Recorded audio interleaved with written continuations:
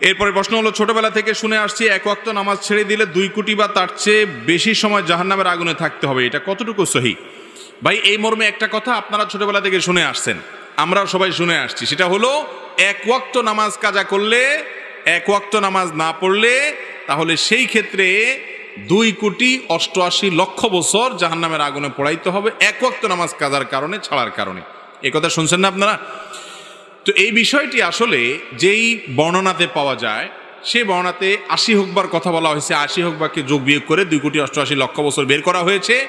এটা ফাজাইলে আমালে শেখুল হাদিস জাকারিয়া রহমতুল্লাহ আলাইহি উল্লেখ করে এরপরে বলেছেন, এই মর্মে হাদিস বিভিন্ন বইতে লেখা আছে কিন্তু আমি কোথাও পাই নাই।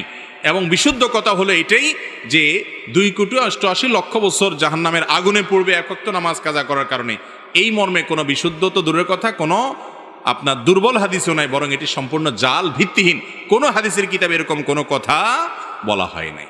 তবে এর মানে এই না যে তাহলে তো নামাজ না পড়লেও চলবে, ব্যাপারটা সেরকম না।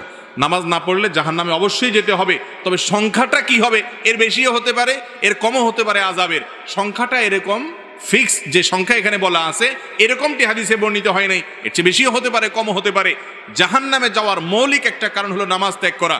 আল্লাহ রাব্বুল আলামিন কোরআনে কারিমে বলেছেন, জাহান্নামীদেরকে যখন জিজ্ঞাসা করা হবে, মা সালাকাকুম ফি সাকার, তোমাদেরকে জাহান্নামে কোন জিনিসে নিয়ে এসেছে, কোন অপকর্মে জাহান্নামে এনে ছেড়েছে, তখন তারা বলবে প্রথমেই ক্বালু লাম নাকু মিনাল মুসাল্লিন, তারা বলবে আমরা মুসল্লি ছিলাম না, নামাজ পড়ি নাই, এই জন্য জাহান্নামে আসছি। এই জন্য নামাজ না পড়লে জাহান্নাম, এটা অবশ্যই কোরআন থেকে বর্ণিত, কিন্তু তার মানে 2,88,00,000 বছরের বিষয়টি হাদিস দ্বারা প্রমাণিত নয়।